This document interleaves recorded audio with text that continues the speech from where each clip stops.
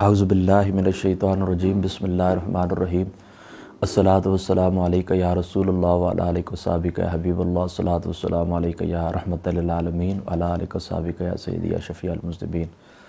میرے تمام دوستوں کو السلام علیکم ورحمۃ اللہ وبرکاتہ۔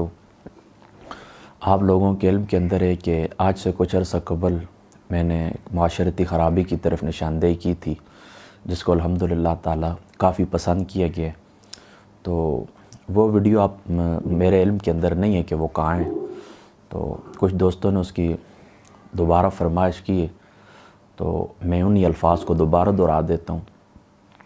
دیکھیں، میں اس بات کے اوپر غور کرتے رہتا ہوں کہ اللہ تعالیٰ کی ذات جو ہم سے ناراض ہے کس وجہ سے، تو پھر مجھے اس کے مختلف پہلو، مختلف برائیاں نظر آتی ہیں، تو ان کے اوپر میں وقتاً فوقتاً آپ کے ساتھ گفتگو کرتا رہتا ہوں۔ دیکھیں، آج ہر بندہ شکایت کرتا ہے کہ ہمارے روزی رزق کے اندر برکت نہیں ہے، کاروبار کے اندر برکت نہیں ہے، مال حال کے اندر برکت نہیں ہے، حالات ہمارے دن بدن گردش کی طرف جا رہے ہیں۔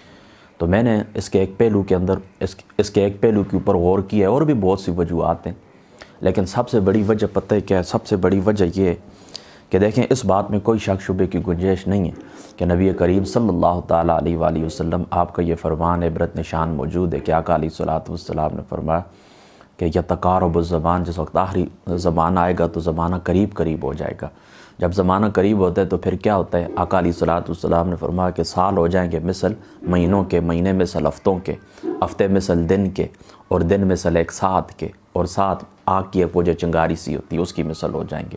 یعنی اوقات کے اندر برکت ختم ہوتی جا رہی ہے۔ اب جو نبی پاک صلی اللہ تعالیٰ علیہ وآلہ وسلم کے زمانہ اقدس سے ہم پیچھے کی طرف جا رہے ہیں، تو اب برکات ختم ہو رہی ہیں۔ جو زمانہ نبوت سے دور ہوتے جا رہے ہیں، اب برکتیں ختم ہوتی جا رہی ہیں۔ آج سے 500 سال پہلے کا وقت اچھا تھا، پھر 400 سال بعد تھوڑی کمزوری آئی، پھر اس طرح کرتے کرتے اگر ہم زندگی میں دیکھیں تو آج سے ایک ہفتہ پہلے کی جو ہماری زندگی تھی وہ آج کے دن سے بہتر تھی، کیونکہ وہ زمانے نبوت کے قریب تھیں۔ اب ایک ہفتہ ہم زمانے نبوت سے اور دور ہو چکے ہیں۔ تو جہاں جس طرح دن گزرتے جا رہے ہیں تو ہم نبوت کے زمانے سے دور ہوتے جا رہے ہیں، تو برکتیں کم ہوتی جا رہی ہیں۔ اس میں بھی کوئی شک شبے کی گنجائش نہیں ہے کہ اب زمانے کے اندر وہ برکت نہیں رہی، لیکن کچھ خرابیاں ہم نے اپنے اوپر خود مسلط کی ہوئی ہیں، ہم ان خرابیوں کا شکار ہیں۔ ان میں سے ایک خرابی یہ جو مجھے نظر آتی ہے کہ جو صبح کا وقت ہے، برکت کا وقت ہے، اس برکت کے اوقات کے اندر ہم لوگ سوئے رہتے ہیں۔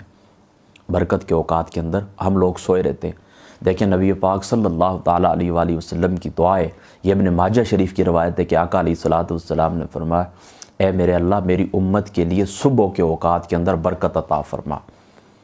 پھر ایک صحابی رسول حضرت سخر کا وہ واقعہ بھی وہاں پر موجود ہے حدیث پاک کے اندر کہ آپ صبح صبح اپنا مال بیچ دیا کرتے تھے، تو پھر اللہ تعالیٰ نے ان کو اتنی دولت عطا فرمائی کہ مدینہ شہر کے اندر کوئی حویلی اور کوئی مکان ایسا نہیں تھا کہ جہاں پر ان کی دولت سما سکے، اتنا اللہ تعالیٰ نے ان کو نوازا تھا۔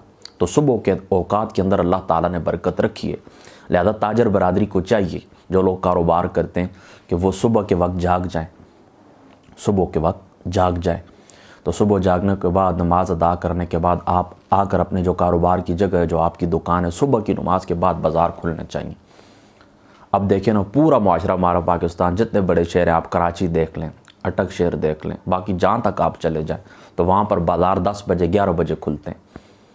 تو اگر ہم یہاں سے دیہاتوں کے رہنے والے جو لوگ ہوتے ہیں وہاں تک جاتے ہیں جس وقت، تو ہمارا آدھا دن صرف اسی معاملے میں ختم ہی ہو جاتا ہے کہ جس جگہ کے اوپر سرکاری دفتر کے اندر جانا ہے یا کسی اور شخصیت سے ملنا یا بازار سے کوئی چیز ضرورت ہے تو بازار کھلے ہوئے نہیں ملتے۔ کوئی شخص 10 بجے آتا ہے، کوئی 11 بجے آتا ہے۔ تو ٹھیک ہے، ہم یہ ضرور کہتے ہیں کہ وقت کے اندر برکت نہیں رہی، لیکن یہ بھی تو دیکھیں کہ ہمارے دن کا آغاز ہوتا ہے کتنے بجے۔ ہماری جب صبح 11 بجے شروع ہوتی ہے، ہمارے دن کا آغاز 11 بجے ہوتا ہے، تو پھر آپ خود ہی بتائیں، ایمانداری سے بتائیں، ہم کس سے گلہ کریں؟ میں آپ کو فقیر بندہ نہیں ہوں، میں گناہگار انسان ہوں، لیکن میں آپ کو اس بات کی گارنٹی دیتا ہوں، اس بات کی گارنٹی ہے میری کہ آپ آج سے یہ طے کر لیں کہ صبح کی نماز کے بعد ہم نے کاروبار شروع کرنا ہے، یعنی نماز کے بعد ناشتہ وغیرہ ہم نے اپنے دفتر کے اندر کرنا ہے، اپنا کاروبار ہم نے شروع کر دینا ہے۔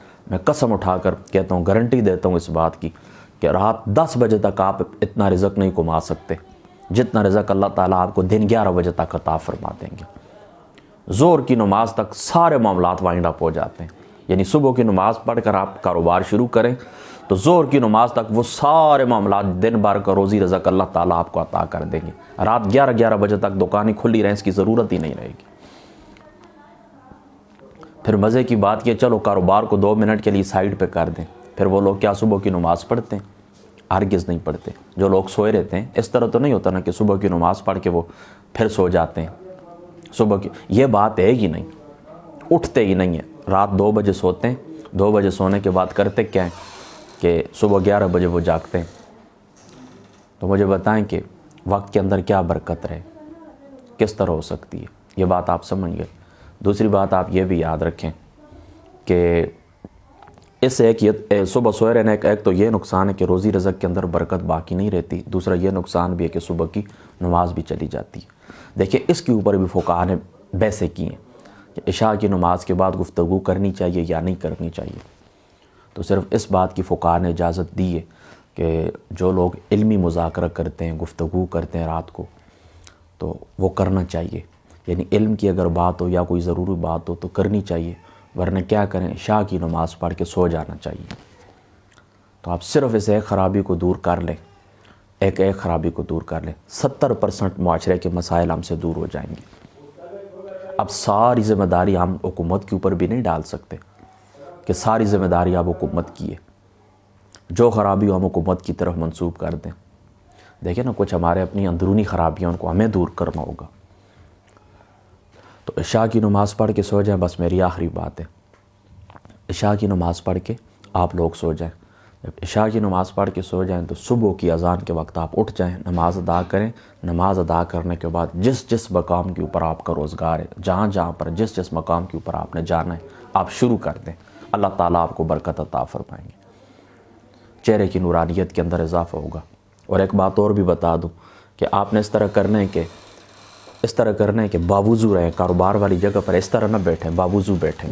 یہ معاملہ نور و نالا نور ہوگا. یعنی صبح کی نماز کے بعد آپ دکان کے اوپر اپنے کاروبار والی جگہ کے اوپر آ جائیں اور اس کے ساتھ باوضو رہیں، تو اللہ تعالیٰ آپ کو مزید برکت عطا فرمائیں گے.